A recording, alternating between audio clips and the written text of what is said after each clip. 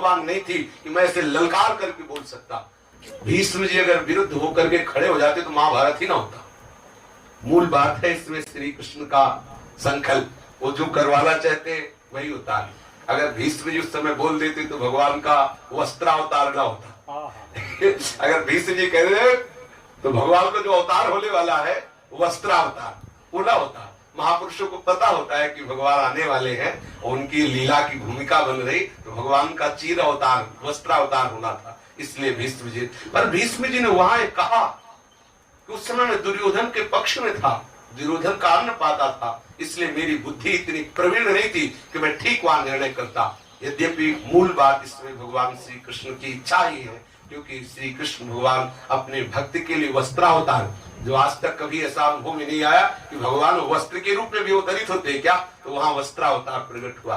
भीष्म जी ने वहां बताया कि बेटी एक परमहंस जी एकांत जंगल में रहते थे, वो सदैव कंदमूल फल खाते थे, किसी का कोई प्रतिग्रह ना ले, इसलिए सदैव जंगल में वास करते, कभी किसी के नगर में नहीं जाते, कभी भिक्षा नहीं करते, किसी से मिलते नहीं, सदैव एकांत रहकर परब्रह्म का चिंतन करते थे।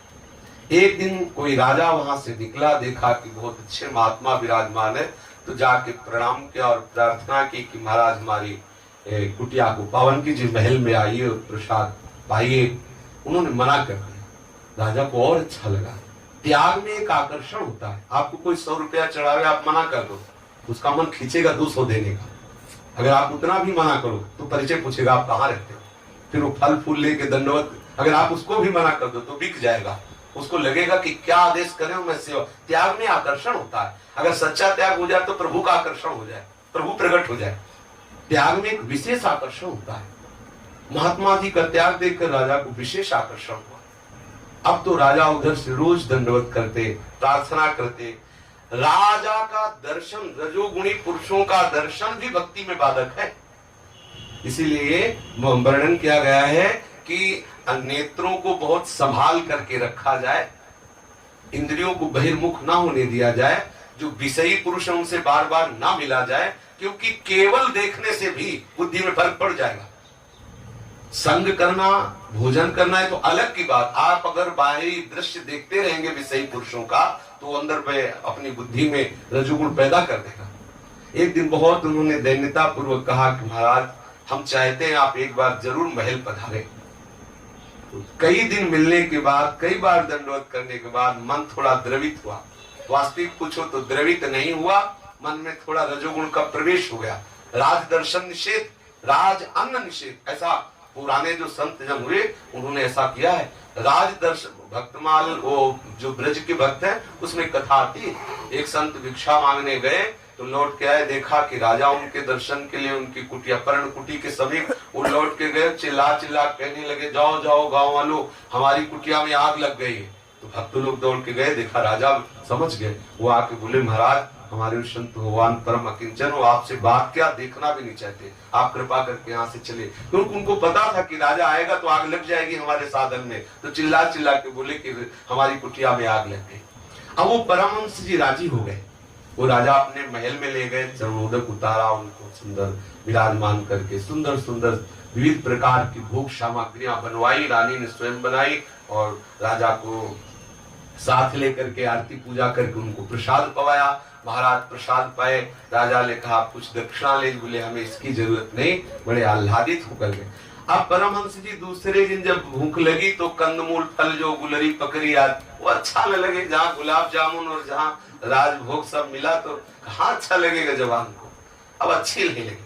कई दिन तक भजन में विक्षेप पड़ा और ना कोई फल फूल अच्छा लगे, बस वही राजा का वो भोग विशेष विशेष प्रकार के पेय जो उससे ले खाद्य सब पदार्थ याद आवे।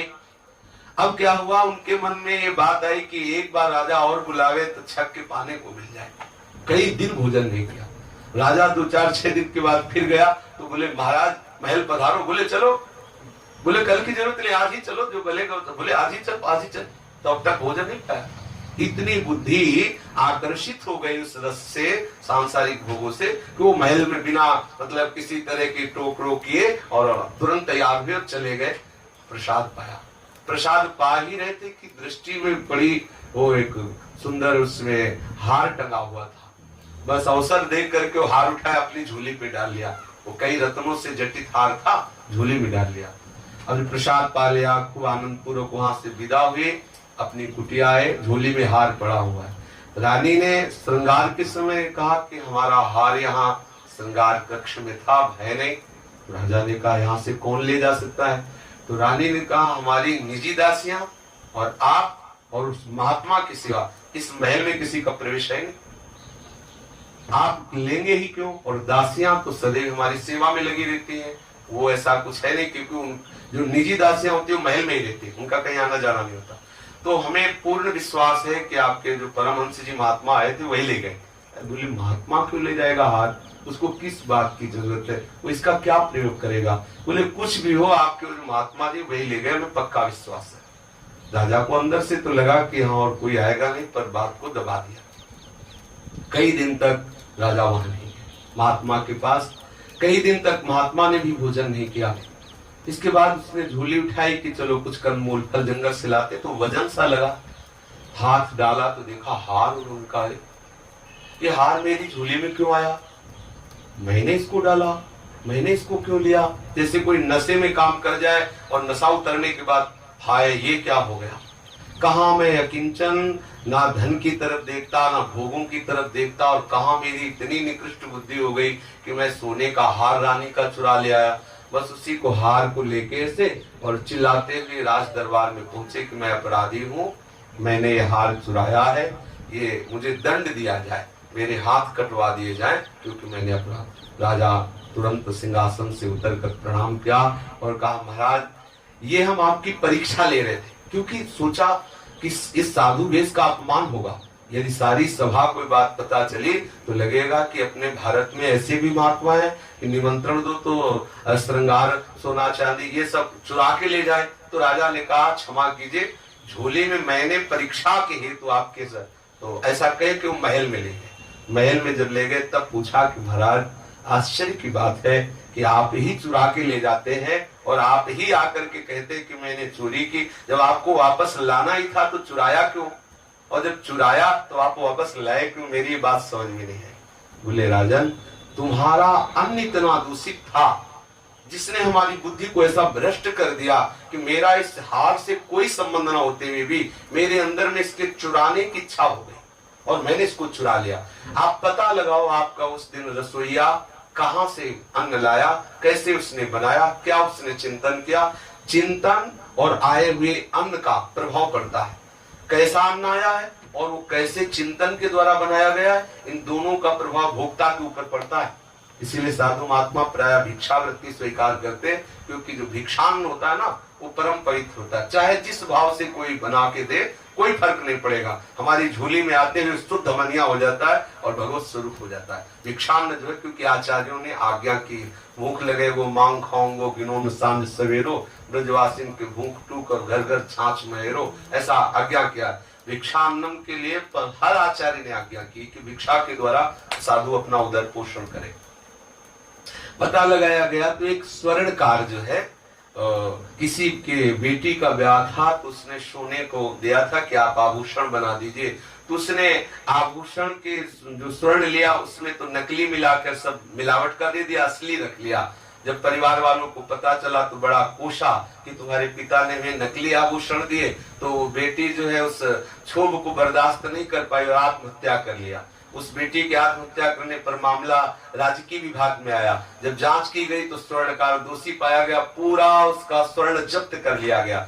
स्वर्णकार का वो अपवित्र धन खजाने में आने से पूरा धन पवित्र हो गया और उसी धन से महात्मा का जो भोजन बना तो महात्मा की बुद्धि अपवित्र हो गई और वो स्वर्ण की ही चोरी की।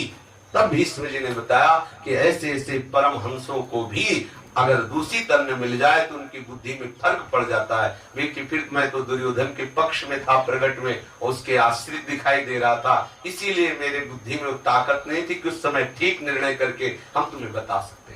तो ये सावधानी रखनी, एकांतवास करते हुए शुद्ध भोजन के द्वारा। ये हम एक कपड़ा ये साल 2 साल तो चलेगा ना, चला, जरूरी थोड़ी कि हमें 14 वस्त्र रखने की जरूरत है। किसी गरीब वैष्णव से अगर हम मांगेंगे तो बड़े कष्ट से वो देगा या चला, और इस वस्त्र को अगर हम 5 साल चलाना चाहे तो चल सकता है, जितनी आवश्यकता उतना ओढ़े और कम धोए तो कम समय में ये मतलब बहुत समय लगेगा तब कहीं फटेगा। हमें हमारे जीवन में बड़ा लाभ मिले। अधिक अधिक वस्त्र संग्रह करना, अच्छे अच्छे भोजन पाना, ज्यादा धन संग्रह, ये सब बुद्धि को भ्रष्ट करने वाला है। आज जो हम लोग परमार्थ से रहित होकर के बैंक बैलेंस, कितना बड़ा अनर्थ, जो हमारी बाधा है उसको हम समझ रहे हैं कि कृपा है। बोले कितने, बोले हमारे लाख 50 लाख जमा है बैंक में। बोलो ये बाधा, जो कंचन कामिनी कीर्ति हमें श्री जी से मिलने के लिए बाधा है, हम उसी को बैंक बैलेंस करके अपना गर्व मानते हैं कि हम बड़े मतलब भाग्यशाली, हमारे ऊपर बड़ी कृपा है। बोले 50 करोड़ महात्मा के पास जमा है, क्या हुआ, होगा कैसे? अगर धन का बल है, अगर लोक व्यवहार का बल है, अगर विशेष विशेष कीर्ति सम्मान की आकांक्षा है, तो हम लोग भगवत मार्ग से भटक गए हैं। भगवत मार्ग से भटकने के कारण ये अच्छा लगता है। नहीं तो जैसे बमन जो है, जो बमन है उल्टी है, किसको अच्छा लगता है? कुत्ते को ही अच्छा लगता है। क्यों जी महाराज? बमन जो है वो बमन कुत्ते को ही अच्छा लगता है। ऐसे जो भगवत भक्त जन है, उनके लिए संसार के जितने विषय भोग हैं वो सब बमन के तुल्य दिखाई देते हैं। अगर वो अच्छा लग रहा है तो गोस्वामी तुलसीदास जी ने कहा है कि जैसे कुत्ता घर घर भटकता है, उसके ऊपर पद त्राण बजे, जूता बजता है, फिर भी उसी दरवाजे में जाता है, ऐसे बार बार मन विषयों के सेवन के लिए जा रहा है, बार बार क्लेश और अपमान उसे प्राप्त हो रहा है, पर वो प्रियाप्तितम के चरणारविंद की तरफ नहीं बढ़ रहा। यदि हमें विषय बमन जैसे दिखाई दे तो समझ लो हमारे ऊपर कृपा है। यदि रुपए पैसे कपड़ा लत्ता खान पान में अच्छी महत्व बुद्धि हो कंचन का, तो समझ लो कि हम भटक गए हैं। खुद की पहचान कर लो। दूसरे को दिखावा करने से क्या, दूसरा कहे कि आप बहुत बड़े परम हंस हो, क्या मिल जाए भैया? दूसरा कहे पाखंडी हो, हमारा चित्त श्री जी में लगा, क्या बिगड़ गया? हमारे हृदय में तो शीतलता है, बाहर से कोई कुछ बोलता रहे। अगर हमारा हृदय चल रहा है कामना से और बाहर कोई कहे बहुत बड़े सिद्ध महात्मा, होगा क्या उससे? उसे क्या हो? पेट तो हमारा भूख से तड़प रहा है, लोग कह रहे बड़ा माल छाले, तो होगा क्या उससे? और अंदर बढ़िया हलवा खीर पाए चक्कर टहल रहे हो, बाहर लोग कह रहे बड़ा दलिद्र भूखों मर रहा, उसे हमें क्या फर्क पड़ेगा? बाहर जो बोलते बोलते रहे। हमें एकांत अच्छा रखना है, भोजन शुद्ध रखना है, संग ठीक रखना है, निरंतर भजन करना है। देखो कितना आनंद है। अगर ऐसे में आनंद न मिला भैया, तो हमें लगता है कि अब ऐसा चांस तो बार बार मिलेगा नहीं है। जिस आनंद के लिए हमें जन्म मिला उसी आनंद में महाराज जी अब ये कलह अशांति क्लेश चिंता, ये सब माधुकरी वृत्ति से चिंतन करो। श्री जी का माधुकरी वृत्ति से अपने उदर का पोषण करते। अगर गृहस्थ हो तो तुमने जो घर गृहस्थी में धन कमाए उसके द्वारा रूखा सूखा खाओ, वृंदावन वास करो, किसी का दिया हुआ ना पाओ। गृहस्थी को नियम रखना चाहिए। जैसे परिक्रमा लगा रहे हैं, हलवा बट रहा है, खिचड़ी बट रही, कोई ठंडा जल बांट रहा है, नहीं पीना, चुपचाप मुंह बंद किए हुए राधा राधा बोलते हुए वृंदावन परिक्रमा लगाओ, कुछ मत खाओ, अपने घर में जाओ, जल पियो। अगर प्यास लगी है तो जल की व्यवस्था लेकर परिक्रमा में जाओ, किसी का जल मत पियो, किसी के द्वारा दिया हुआ ये जो भंडारा आदि की ये सब मत पाओ, किसी साधु के भंडारे में मत पाने जाओ। अगर गृहस्थ हो तो नमक रोटी बनाओ, अपना ठाकुर को भोग लगाओ, और बन जाए तो एक रोटी संत को दे दो, पाओ, वृंदावन का भजन करो, तो देखो श्री जी प्रकाशित हो जाएंगे। अगर विरक्त हो तो मधुकरी वृत्ति से अपने उदर का पोषण करो, किसी सेठ महाजनों से अपना संपर्क मत रखो, श्री जी के चिंतन में मगन, अभी आनंद आ जाएगा। नहीं तो भैया ये बुद्धि भ्रष्ट होने में देर नहीं लगती, पक्का समझ लो। अगर जो चाहे आपन कल्याणा, सुजस सुमति शुभगति शुभ नाना, सुपरनार लीलार गोसाई, तजो चौथ के चंद के। जहां आप हरि गुरु आज्ञा से अलग होंगे तो पहला काम ये होगा कि बुद्धि आपकी कामिनी में आसक्त हो जाएगी, पक्का। सबसे पहले आपको काम जलाएगा। और देख लो अपने अंतःकरणों में, यह आत्म तो खुली किताब है। अगर आपका अंतःकरण कामिनी के प्रति आकर्षित हो रहा है साधु होने पर, तो आप देख लो आप कहीं न कहीं भगवत आज्ञा गुरु आज्ञा के विरुद्ध है, और वो आपको जला के राख कर देगा। दूसरी बात, अगर कहीं धर्म विरुद्ध आचरण है तो रुपया के प्रति महत्व बुद्धि हो जाएगी। तीसरी बात, शरीर प्रिय लगने लगेगा और शरीर का सम्मान प्रिय लगेगा। साधक चौपट हो गया, सर्वनाश हो गया साधक का। उसी को हम सौभाग्य समझते हैं। कितनी उल्टी बुद्धि, आज हम उसी को सौभाग्य समझते हैं। हमारे मनोवांछित भोग हमें प्राप्त हो जाए, हमारे ऊपर लाडली की बहुत कृपा है, हम ऐसा बोलेंगे। नहीं, ये लाडली की कृपा नहीं। लाडली की कृपा है, प्रतिपद ऐसी प्रतिकूलता बनी रहे जिससे शरीर और संसार में राग ना होने पावे। हर क्षण पुकारते रहे, हा प्यारी जू, हाँ लाडली जू, आपके सिवा हमारा कोई नहीं है, प्यारी जू हमें स्वीकार कर लो। हर समय हृदय तड़पे श्री श्यामा जू के लिए, श्री लालजू महाराज के लिए। यही कृपा है। इसी कृपा के लिए भैया अपने लोग मनुष्य जन्म धारण करके वृंदावन धाम लाए गए हैं। अब इस कृपा को ठुकराओ मत, बार बार तो बनत नहीं, यह संजोग अनु मानुष तन वृंदा विपिन रसिकन संग। बार बार ऐसा अवसर शांत भाव से साधक की बुद्धि भ्रष्ट होने में देर नहीं लगती, बस सावधान रहना। कहा गया है कि तलवार की दुधारी ढाल पर तक चलना है परमार्थ का पर, जरा सा फिसले तो कट जाओगे, दूसरा कोई रास्ता नहीं। साधु मार्ग में चलने का मतलब क्या है? तलवार की धार पर चलना। ध्रुवदास जी कहते हैं आग के पुंज में मोम के घोड़े पे बैठ के जाना है। देखो कितनी बार मोम का घोड़ा आग की आंच लगते ही पिघल जाएगा। और ये पूरी यात्रा कैसी है? बोले चढ़ी के मैन तुरंग पे चलिबो पावक माए, ये कठिन है, सबको निभा। बोले मोम के घोड़े पर बैठ करके आग से चलना कितनी कठिन बात। उसमें का ज्ञान के पंथ कृपान के धारा परत खगेश लगे दीपा। थोड़ा सावधानी चाहिए, सावधानी चाहिए। पक्का समझ लो, हमारे जगत गुरु भगवान सबसे पहले आपको आदेश कर देते हैं कि ये मार्ग मत जाओ, धोखा है।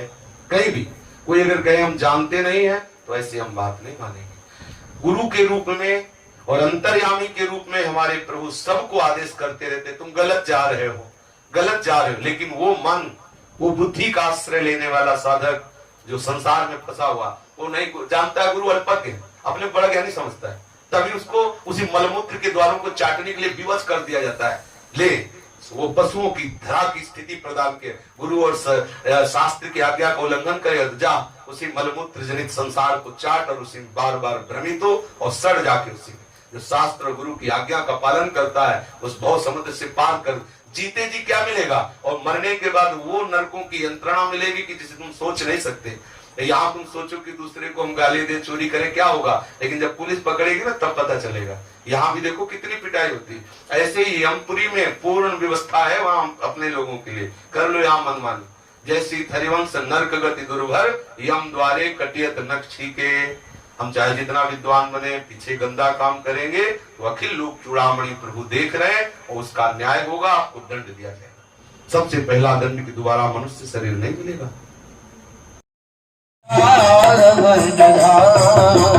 जय जय श्यामा, जय जय श्यामा, जय जय श्री वृंदावन धाम। मेरी श्यामा मेरा श्याम, मेरी श्यामा मेरा श्याम, मेरी श्यामा मेरा श्याम, मेरी श्यामा मेरा श्याम, मेरा श्री वृंदावन धाम, मेरो श्री वृंदावन धाम। जय जय श्याम, जय जय श्याम, जय जय श्याम, जय